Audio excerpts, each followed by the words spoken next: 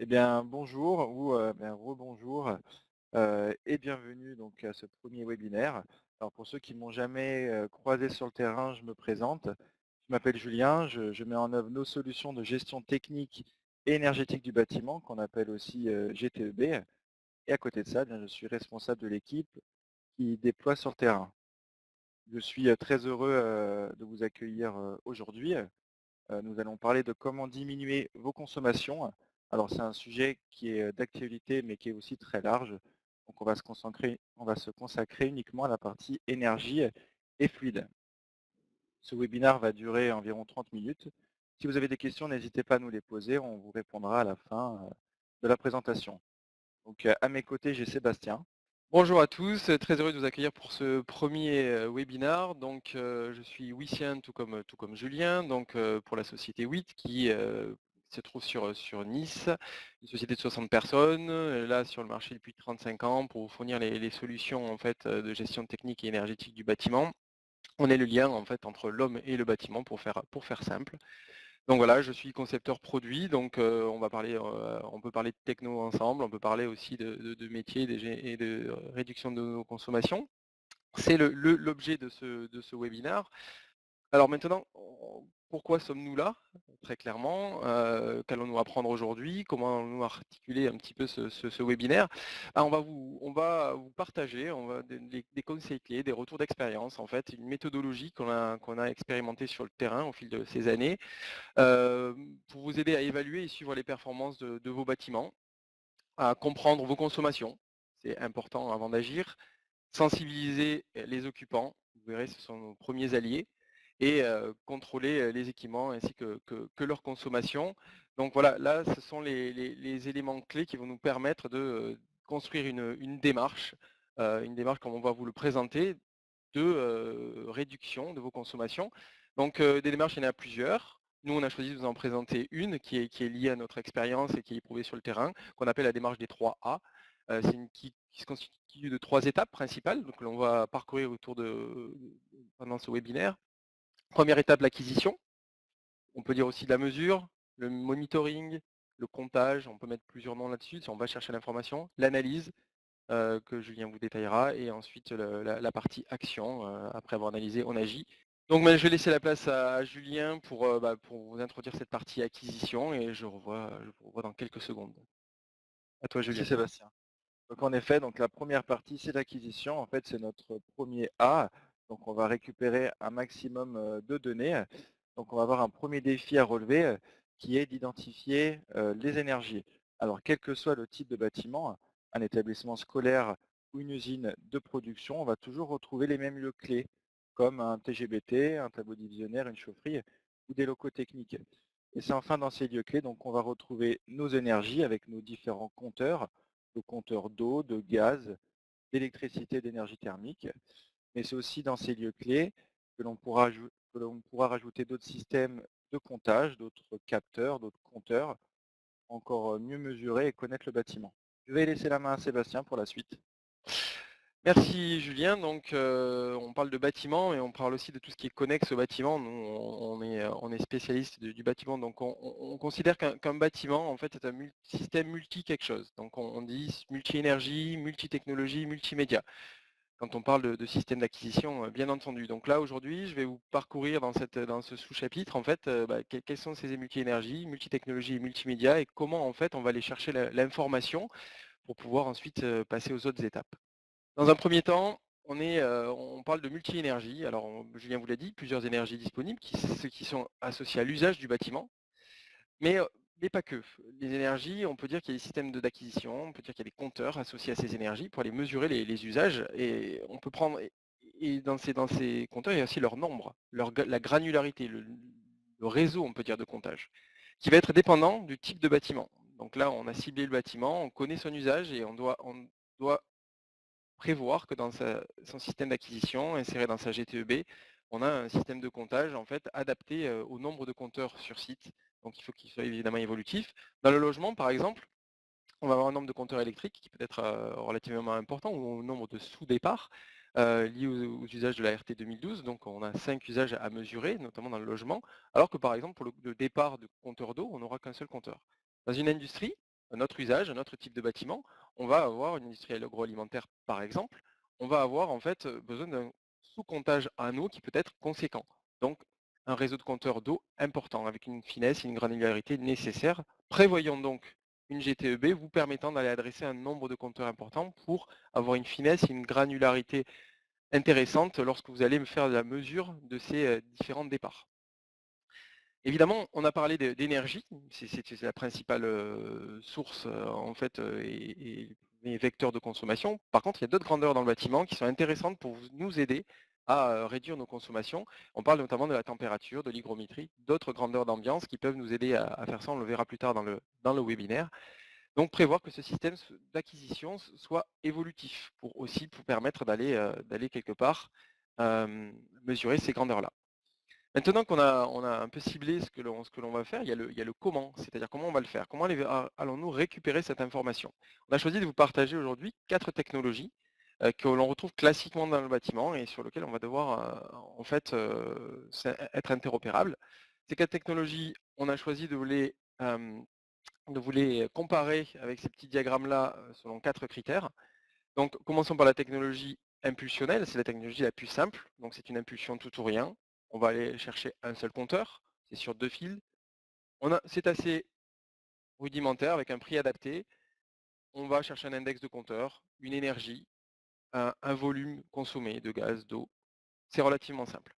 Maintenant, si on a besoin de plus de finesse, on a besoin d'une gestion plus fine, on va aller chercher plutôt une technologie protocolaire, digitale, qui va nous permettre, comme le MBus ou le Modbus, technologie qui va nous permettre d'avoir une finesse de gestion en fait de l'information et de suivi. Le MBus, c'est le meterbus. C'est dédié à la mesure en fait. Donc c'est un peu le bus plug and play en fait de la mesure. Il se câble en étoile. C'est assez facile donc en termes de câblage. On reviendra sur ces termes techniques si vous n'êtes pas familiarisé avec. On peut avoir un grand nombre de compteurs. Il est sur 2 fils. Il permet de téléalimenter les compteurs. C'est intéressant en termes d'infrastructure et de réduction du coût de l'installation. Maintenant, en complément, on a aussi du Modbus. C'est un bus en fait qui lui est plus généraliste, qui parfois demande un peu plus de temps de prise en main et de paramétrage. C'est un bus qui est supporté, on va dire, c'est un protocole qui est supporté sur un bus qui peut être 485, 232 IP, donc qui est assez divers, c'est pour ça qu'on dit qu'il est généraliste. Il est sur 3 fils, si on parle de la 485, auquel il faut rajouter l'alimentation. Donc là, un peu plus de câblage, moins performant du coup que un bus en termes de câblage. En termes de points de mesure, on peut aller jusqu'à 32 compteurs sans répéteur en 485 et on peut monter jusqu'à 247 compteurs pour la norme protocolaire MBus. Donc là, on voit qu'on a un réseau très large, donc on peut aller chercher beaucoup de points de mesure, comme on le voyait tout à l'heure, si on a besoin d'aller relever beaucoup de compteurs. Et pour finir, on a la partie TIC, qui est un bus un petit peu particulier, qui est lié en fait au compteur principal d'énergie primaire électrique. Donc on peut les compteurs Linky, les compteurs Saphir, les compteurs en fait PME, PMI. Technologie soit analogique, soit digitale, type 232. Donc ça, c'est un bus en fait qu'il est nécessaire en fait d'avoir dans ce système d'acquisition pour aller récupérer l'énergie primaire du bâtiment. Donc une fois ces technologies parcourues, ben, en fait, il va falloir qu'on décide de comment on va ramener ces informations-là, qu'on est allé chercher sur les compteurs, sur notre système central. Donc là, on a le choix à faire un réseau filaire, un réseau sans fil ou un réseau mixé avec les deux. Donc si on choisit le filaire, en fait, on va choisir en fait un coût réduit pour l'équipement lui-même, une fiabilité accrue parce que suivre un câble et maintenir un câble, c'est relativement simple et fiable dans le temps. Par contre, en installation, ça peut nécessiter des travaux. Donc là, c'est quelque chose qui est à anticiper dans le choix de cette technologie par rapport à son chantier. Pour le sans fil, un réseau plus flexible, parce que c'est sans fil évidemment, donc moins de travaux. Par contre, parfois lorsque les conditions bougent autour des capteurs, les cloisons, on change les meubles de position, ça peut faire baisser la fiabilité quelque part du lien radio. Là aussi, côté sans fil, faites un petit conseil, attention aux capteurs qui nécessitent des piles, attention à leur consommation, parce que vous allez avoir à changer un grand nombre de piles hein, dans le réseau. Attention là aussi aux fréquences de remontée des informations, si trop de fréquences, trop d'informations souvent pour rien, on use la pile, donc maintenant ça crue. Voilà, donc ça ce sont des éléments en fait qu'il est nécessaire de prendre en compte lorsqu'on choisit en fait son système, car la méthode d'installation peut être peut-être coûteuses ou justement très adaptées en fonction de ce que vous choisissez et des lieux dans lesquels vous allez installer vos capteurs. Cette partie-là étant terminée, on va pouvoir quelque part, synthétiser en disant que le système de GTEB doit être ouvert, il doit être évolutif pour quelque part intégrer cette complexité que l'on vient de balayer dans ce premier volet, donc multi-technologie, multi-énergie, multimédia, on peut dire.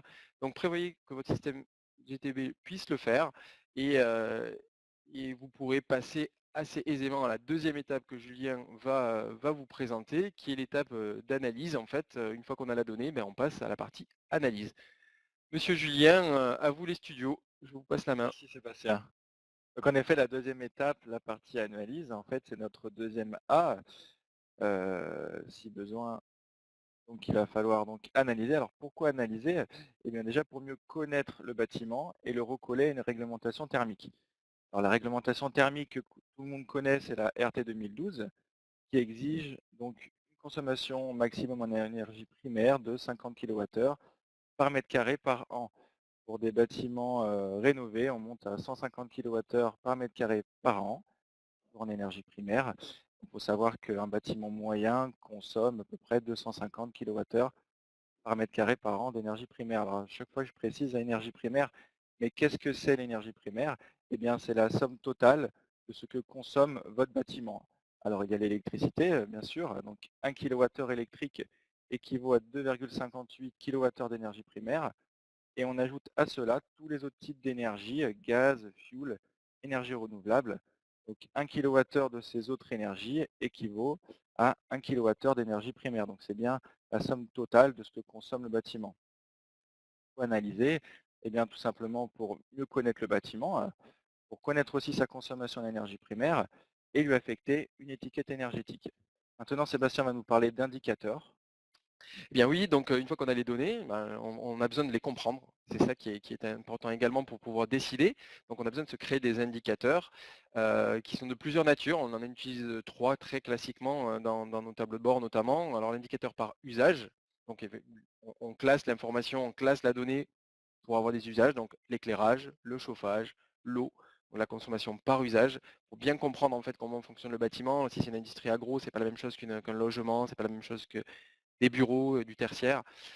On va aussi le classer par zone, donc zone de bureaux, d'étages, les ateliers de production d'une usine, pourquoi pas. Donc là, en fonction de comment on veut représenter l'information, on a ces types-là. Et puis tout simplement, pour finir, en fonction des énergies, on va pouvoir classer l'information, la présenter, on va dire pour qu'elle soit intelligible en fonction des énergies, pour pourquoi pas le rapprocher des factures en fait qu'on peut recevoir et faire des comparaisons.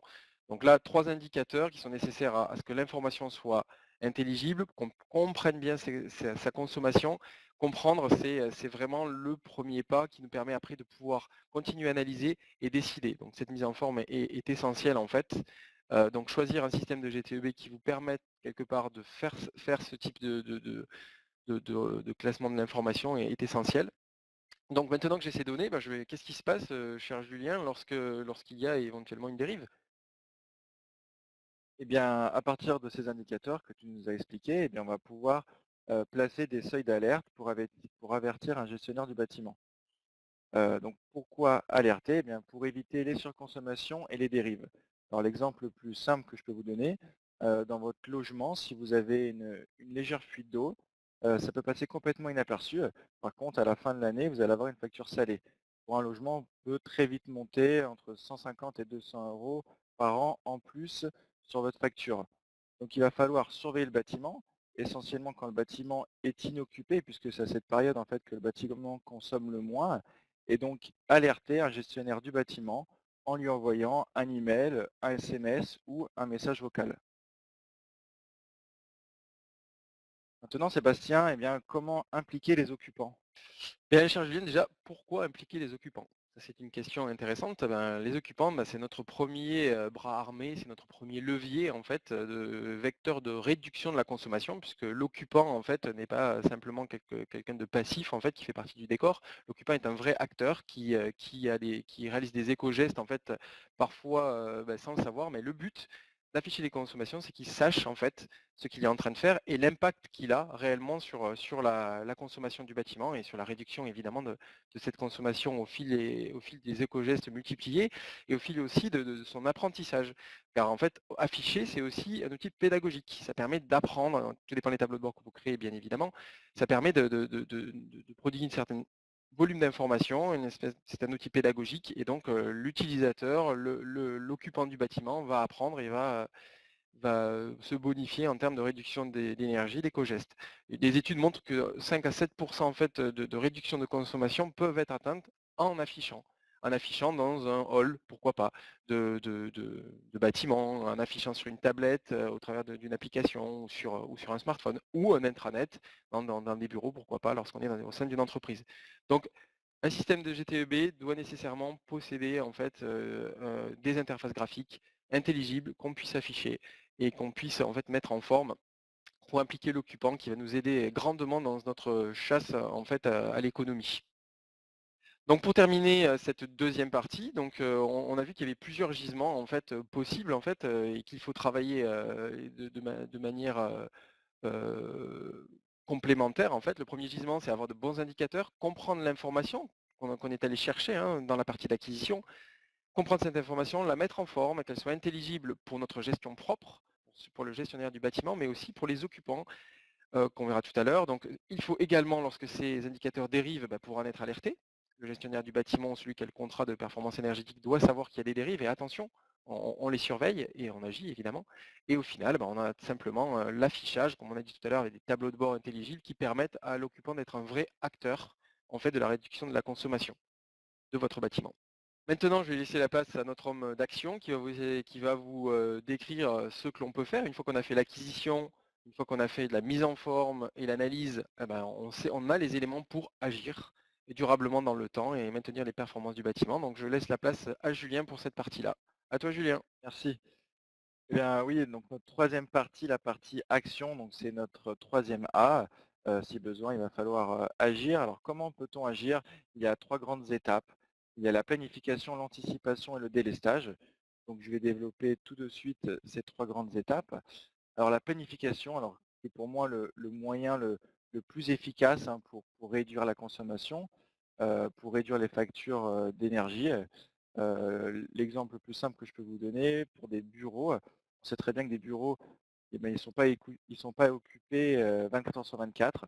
Donc on va pouvoir facilement placer des périodes d'inoccupation pour couper certains équipements comme le chauffage, la climatisation, heu, ou même voire même l'éclairage et puis mettre en réduit aussi certains équipements. Il y a une étude qui a été faite pour des logements notamment. Si vous baissez votre consigne de 1 degré, vous pouvez économiser jusqu'à 7 sur votre facture d'énergie.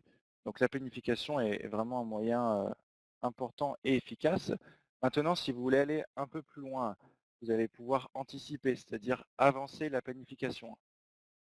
Si la température extérieure est estivale, on va pouvoir mettre en route le système de chauffage au dernier moment et anticiper sur sa mise à l'arrêt. Inversement, si la température extérieure est hivernale, on va pouvoir anticiper sur sa mise en marche et le couper au dernier moment.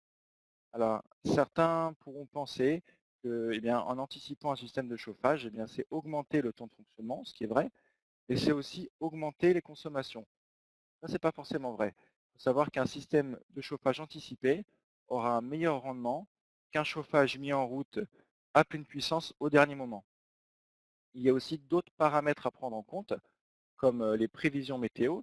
Si on sait prévoir la météo de demain, on va pouvoir donc anticiper sur la mise en route du chauffage, mais aussi anticiper et prévoir les consommations à venir. Il y a un deuxième paramètre à prendre en compte qui est aussi important, c'est le degré jour unifié, qu'on appelle DGU. Pour faire simple, qu'est-ce que c'est un DGU? Eh bien, c'est la température extérieure. On vient soustraire une consigne qui est normée, qui est de 18 degrés. On vient le cumuler sur une période de chauffe qui est de 232 jours et donc on obtient notre DGU. Alors dans notre belle région niçoise, on a un DGU qui est relativement bas, hein, ce qui est normal, c'est toujours beau et chaud. On a un DGU de 1200. Plus on monte dans le nord, plus le DGU est important. Pour nos amis de Lille, ils ont un DGU donc de 2300. plus le DGE est important, plus il va falloir anticiper. Et enfin, il y a la partie donc délestage. Alors ça, c'est pour les bâtiments équipés de compteurs tarifaires avec une puissance souscrite à ne pas dépasser. Si vous dépassez cette puissance souscrite, eh bien, vous allez être en surfacturation. Donc bien avant, il va falloir détecter les pics de consommation, venir piloter en coupant certains équipements, et enfin, naturellement, le pic de consommation va venir s'effacer. Il y a plusieurs types de délestage. On a le délestage en cascade, qui coupe les équipements dans un ordre bien prédéfini. On a le délestage par alternance, qui coupe les équipements mais de façon alternée. Et enfin, on a le délestage mixte, donc qui combine ces deux modes. Alors, par contre, c'est un petit peu moins répandu. Donc le fait d'effacer le pic de consommation, vous allez retrouver un équilibre entre votre production et votre consommation. Pour conclure ce chapitre, il va falloir mettre en place les process vraiment les plus adaptés en optant pour un système de GTEB qui soit bien le plus performant possible, puisqu'il va falloir donc planifier, donc en mettant des périodes d'occupation et d'inoccupation. Il va falloir aussi anticiper sur la planification à travers de différents paramètres comme les prévisions météo, le DGE, la température extérieure. Et enfin, il va falloir donc délester, donc couper des équipements de façon intelligente. Maintenant, Sébastien va conclure sur nos 3A. Julien vient de terminer par l'action, hein, donc c'est la dernière partie de cette démarche donc, qui était donc en 3 étapes, hein, je vous le rappelle. Donc la première c'est l'acquisition, on peut dire le comptage, le monitoring, la mesure, donc on va aller chercher l'information. La deuxième, c'est rendre cette information intelligible. Lorsqu'on a en fait une puissance, une énergie, un volume, il faut les mettre en forme pour que ça soit parlant. Celui qui va exploiter et donc en exploitant faire des bilans, des tableaux de bord et pourquoi pas aussi et certainement agir, la nécessité d'agir derrière, en allant piloter, comme vous l'avez expliqué Julien, avec une panoplie de méthodologies. Donc l'objectif de cette chaîne-là, en fait, de cette démarche, c'est évidemment de réduire vos consommations, c'est d'avoir, d'être évidemment aussi plus écologique, mais quelque part aussi de garantir en fait une performance de vos bâtiments et une étiquette de performance en fait qui soit aussi constante dans le temps, parce qu'il y a une mesure ponctuelle bien sûr, mais il faut un suivi. Donc tout ça vous permet de vous assurer un suivi des performances énergétiques de votre bâtiment. Maintenant, ça, cette démarche-là, plutôt sur le papier, on peut dire, même si elle est très largement utilisée par nos techniciens et nos clients, on va maintenant passer dans un autre univers, qui est l'univers de l'équipement. On va mettre en regard de ces actions-là des équipements. En fait, et aujourd'hui, on a choisi vraiment en toute neutralité de mettre à l'honneur un fabricant qu'on connaît bien. On a décidé de mettre le fabricant WIT à l'honneur avec sa gamme de produits et de solutions en fait que l'on connaît. Donc on va repartir dans les 3A, donc avec l'acquisition. Aujourd'hui, que peut-on faire en fait avec ces solutions et ces équipements-là en termes d'acquisition? Ben, on peut utiliser une gamme qui s'appelle la gamme Plug, qui est une gamme Ride-in, armoire, évolutive, c'est-à-dire qu'on peut rajouter des modules en fait en fonction des besoins, donc pour faire évoluer son installation dans le bâtiment.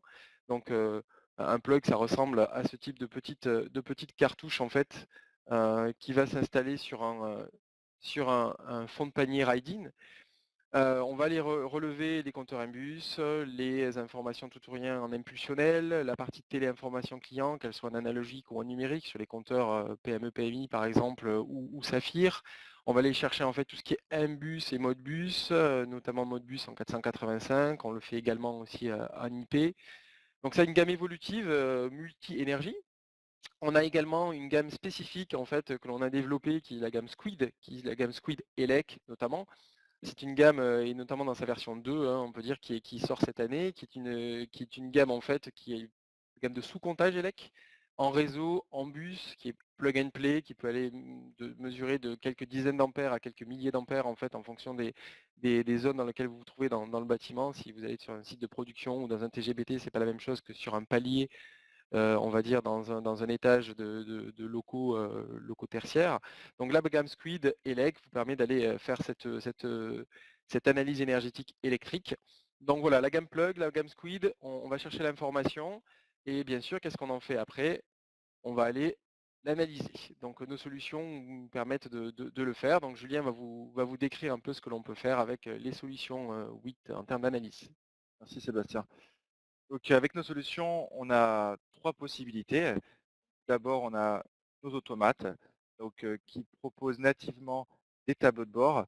Ils proposent aussi des synoptiques. Donc là, vous avez un exemple de synoptique qu'on a mis en service, chez un de nos clients. En fait, on a refait, un tableau de bord à notre façon. Donc toutes les données sont hébergées donc dans son cœur. Si par contre vous voulez un peu plus d'espace, au niveau des données, vous pouvez donc héberger des données directement dans une base de données dans un poste local, hein, sur un PC. Donc là, on peut mettre en place un système de supervision. Et enfin, si vous voulez pas d'infrastructure matérielle, on peut héberger, les données directement chez nous, donc chez WIT, et on peut vous restituer donc des services web, donc une interface web personnalisée. On appelle ça des solutions SaaS. Enfin, donc dernière partie, avec, nos solutions, eh bien c'est l'interaction en fait entre les différents lots techniques. L'exemple le plus concret que je peux vous donner, eh bien quand vous allez partir de votre bâtiment le soir, vous allez, habituellement mettre, en service l'alarme anti-intrusion. Eh bien le système intelligent va venir couper l'éclairage, mettre en réduit votre chauffage, peut-être aussi couper la climatisation, mettre en réduit, la ventilation. Donc le fait d'avoir une interaction entre ces différents lots techniques, vous allez avoir déjà un bâtiment qui sera plus intelligent, mais aussi plus économe. Pour terminer, ce webinaire, donc là on vous présente une architecture avec, nos produits. On y retrouve aussi nos 3 A, avec au-dessus la partie acquisition, avec, nos systèmes, de mesure, nos systèmes de comptage avec notre gamme Squid, notre contrôle d'accès. Tout en bas, donc la partie analyse avec nos différents écrans, notre supervision, notre solution SaaS et donc au milieu, la partie action avec nos 2 grandes gammes de produits Easy et Ready. Donc là, j'ai dans la main un Ready, donc avec, son petit radiateur, rouge qui fait de l'effet. Donc si vous voulez avoir, un peu plus d'informations, sur notre gamme de produits, vous pouvez nous contacter, à la fin de ce webinaire. Ce webinaire est maintenant terminé, donc merci, merci à tous, merci pour votre participation. Voilà, on va vous consacrer quelques minutes pour répondre à vos questions. Je vois qu'elles sont nombreuses. Sébastien, je vais te laisser aussi conclure. Merci, à vous tous pour pour votre attention. Ce 1er webinaire donnera lieu à d'autres webinaires, ça nous en sommes convaincus. Il y a des tutos aussi en ligne concernant nos solutions. Donc, bon, maintenant place aux questions. Avant ça, vous avez la possibilité de noter, en fait, l'intervention au travers de l'interface. Vous avez également, un bouton vous permettant de nous contacter, donc, pour exprimer le désir d'être recontacté finalement après l'intervention. Vous allez aussi recevoir un email dans lequel vous aurez, un lien en fait, qui vous permettra de télécharger des documents, relatifs en fait à nos solutions et évidemment le replay qui sera là également accessible, pour ceux qui n'ont pas pris le webinaire du début ou qui souhaitent le partager par la suite. Donc maintenant à votre disposition pour répondre aux questions que l'on a notées, tout au long pardon de ce webinaire, et il y a des nouvelles questions qui pourraient venir là dans les prochaines minutes. Donc j'ai une question, alors je peux commencer Julien si tu souhaites? Ou toi tu veux Oui, attaquer? je pouvais La partie backnet, donc oui, oui, alors donc là, Eric demande, côté backnet, est-ce qu'on a du backnet? Oui, on n'a pas cité toutes les technologies en fait que notre passerelle, que notre Ready ou notre Easy peuvent adresser. Donc effectivement, on a du backnet. On s'oriente dans les prochains mois sur du full backnet. Donc c'est des choses en fait qui sont également en pleine évolution chez nous, hein, parce que la base du protocole est nativement intégrée dans nos produits, mais elle évolue. Donc on a évidemment d'autres solutions sous forme de passerelles qui sont aussi présentes en fait dans notre gamme de solutions. Donc effectivement, ce sont des protocoles qui sont possibles via notre Ready, à notre plateforme en fait, unité centrale. D'autres questions? D'autres Heu, questions? Bah, c'était alors, Raphaël qui nous a posé cette question-là pour les tableaux de bord. Donc dans la partie analyse, Raphaël, je ne sais pas si tu as bien vu, il y avait un tableau de bord donc qu'on a mis en service, il y a très peu de temps. Alors c'est pas un tableau de bord qui est natif, c'est un synoptique en fait, mais on a vraiment personnalisé le tableau de bord pour avoir un meilleur rendu. Et donc ce tableau de bord il a été mis en service donc oui, un bon mois maintenant. Il est situé donc, dans un hall d'accueil, via un écran, hein. Et donc voilà, donc, on peut aussi faire des tableaux de bord, via nos synoptiques. Par contre, les tableaux de bord natifs, après bien entendu, ils pourront évoluer. Il y a une deuxième question donc de Raphaël, qui parle, climatisation concernant le DGU. Alors je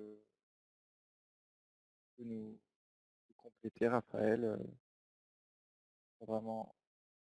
Ah oui, d'accord. OK, donc Raphaël en fait parlait de climatisation parce que oui, lui en effet, il habite dans une région, très très chaude donc, en effet, il n'a pas de système de chauffage. Il serait plus intéressé pour, la climatisation. Bah, écoute Raphaël, je pourrais répondre, à ta question, un peu plus tard. Il faut que j'ai un peu plus d'informations, donc, je répondrai un peu plus tard, pas de problème. Oui, pour avec mes connaissances, oui, le DJU, donc pas DGU, donc le DJU est applicable aussi, pour le chaud et pour le froid, en fait, hein. C'est un delta, vis-à-vis d'une température de référence. Donc oui, c'est le même principe, en fait, à appliquer, que ce soit pour le chaud ou pour le froid.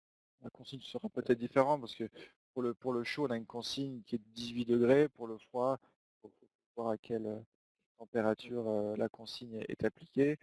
Après, tout simplement, aller voir sur des sites comme, Météo France, en général, ils fournissent les DGU, voilà, c'est ce sens qu'il faut aller. Voilà, c'est un principe de fonctionnement un peu «universel» entre guillemets, donc oui, ça fonctionnera pour la clim aussi. Donc j'ai une question aussi de Marc, en fait, qui demande si, s'il est possible de créer des liens avec des fournisseurs d'énergie pour croiser les informations et notamment les factures. Donc là, alors préciser quels sont les liens en fait, quel type de liens, les liens de données, hein, donc on peut créer des liens en fait, notamment, soit directement à partir avec l'extérieur, donc du bâtiment, on peut, comme on dit, on peut sortir les données, soit directement à partir de l'automate, soit directement, à partir de nos plateformes SaaS, qui sont en fait, hébergées dans notre data center. Donc là, à partir de ça, on peut créer des connecteurs vers l'extérieur et notamment, pourquoi pas, des fournisseurs d'énergie en fonction de type d'interface en fait numérique qu'ils utilisent. Donc là, effectivement, les données sont, au sein de notre système, oui, mais notre système étant ouvert et il a des connecteurs informatiques, on peut dire ça comme ça, qui nous permet de les sortir et de les partager, donc avec d'autres sociétés tout simplement, notamment des fournisseurs d'énergie en fonction des protocoles qu'ils utilisent, dans leur, système de gestion informatique, on peut dire. Ça oui. Hem, alors est-ce qu'on a d'autres questions en fait? Marc avait une deuxième question aussi que j'ai vue concernant donc la domotique. Est-ce qu'on a un système de domotique, Oui. pour les particuliers? Alors, c'est en fait les mêmes solutions qu'on propose, pour les professionnels, mais il peut aussi être installé, hein, chez des particuliers. On l'a déjà fait. C'est un peu moins courant, mais ça se fait aussi. Oui, oui.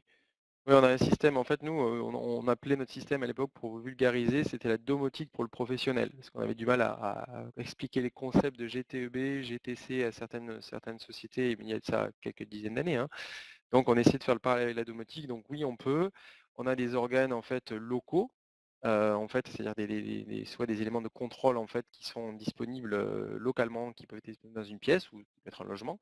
Et très prochainement, des applications smartphone, tablettes, qui vont vous permettre aussi d'interagir d'une manière plus ergonomique, plus habituelle, hein, avec les moyens de communication qu'on a aujourd'hui, avec nos systèmes. Donc là, oui, on peut mettre en place ce style de solution en domotique pour la gestion du chauffage notamment. Alors Raphaël demande en fait si qu'est-ce qu'apporte le nouveau, le Squid V2? D'accord, le Squid. Alors la gamme Squid, c'est la gamme Squid Elec. Alors je peux vous en parler puisque j'ai participé à la conception de ce produit-là, donc j'en suis pilote, donc je connais bien le produit. Donc qu'est-ce qu'il apporte? Il apporte une révolution majeure, on peut vous le dire, dans, la partie, gestion, mesure en fait, mesure énergétique, du bâtiment, surtout en répartition. Le squid V2, il est fait pour aller chercher en fait, 9 départs, 9 départs, donc 9 mesures, donc avec des torts de mesure de 90 ampères notamment, jusqu'à, 500 ampères et 2000 ampères. On a 3 types de mesures possibles sur ces 9 départs. C'est un squid qui est extembus, donc qui peut aller en fait se raccorder à notre écosystème directement. On peut mettre donc du coup jusqu'à une trentaine de squids, donc ça fait plusieurs centaines de départs mesurables sur une installation. On sait faire de la mesure énergétique, donc c'est faire aussi du comptage énergétique, donc du suivi aussi de profil énergétique en mesurant les puissances, les intensités, les COSFI pour le côté qualitatif en fait de l'énergie. Donc on a pas mal de possibilités avec ce produit-là. Évidemment, on a intégré une application smartphone pour vous permettre de faciliter l'installation de ce produit, donc qui est un peu, le smartphone deviendra votre multimètre ou votre multi-énergimètre, donc qui vous permettra d'aller voir au travers de votre application ce que mesure le Squid V2 réellement, et donc voir si votre installation est correctement réalisée avant de raccorder ce Squid V2 à l'EASY ou au Ready, qui est l'organe central du bâtiment. Voilà, j'espère que j'ai été, assez clair. Ah oui, un petit détail qui n'est pas le moindre, c'est qu'il intègre aussi, une interface PME, PMI, digitale. Donc, au travers d'un Squid V2, on peut aussi raccorder un compteur principal, donc en 232, ce qui est assez intéressant dans ce genre d'architecture, parce que sinon il faut utiliser et acheter un produit complémentaire pour faire ce type de mesure-là sur le compteur principal. Eh bien justement, Sébastien, Eric nous pose une question. Est-ce qu'on récupère des compteurs téléinformation client? Et est-ce qu'on a un lien avec, le Linky? Donc la réponse est oui, hein. En fait, téléinformation client, c'est Oui. un protocole, hein, qui est normé. Donc tous les compteurs qui sont téléinformation client, eh bien on récupère, on dialogue, et donc on récupère, tout type de variables, sur ce type de compteur donc. Le Linky, bah oui, pas plus tard que, il y a une petite semaine, j'ai fait une mise en service et on avait un compteur Linky. Ça marche plutôt bien. Il y a pas de On n'a pas de problème à ce niveau-là, voilà. Bon, c'était la dernière question. Maintenant, si vous avez, voilà, d'autres questions, on va les récupérer. On va y répondre, on va vous répondre, et répondre un par un. Sébastien, si tu veux conclure. Bah, simplement, pour vous remercier également, de votre attention, de vos questions pertinentes. L'idée quelque part maintenant, c'est de répondre à vos questions précises, en offline, comme ça, au cas par cas, et d'étudier vos architectures, pour vous permettre de répondre, aux besoins de vos clients, aux besoins de vos applications. Voilà. Merci pour votre attention, et j'espère vous rencontrer, très bientôt, au travers de nos expériences wissiennes. Merci à vous et merci Merci à Julien pour tous. cette belle première collaboration. Merci à tous, merci à toi Sébastien. Et un petit complément, si vous avez aussi d'autres questions, vous pouvez aussi nous appeler. On a un service hotline, hein, qui est joignable, tous les jours. Merci, au revoir et puis à très bientôt.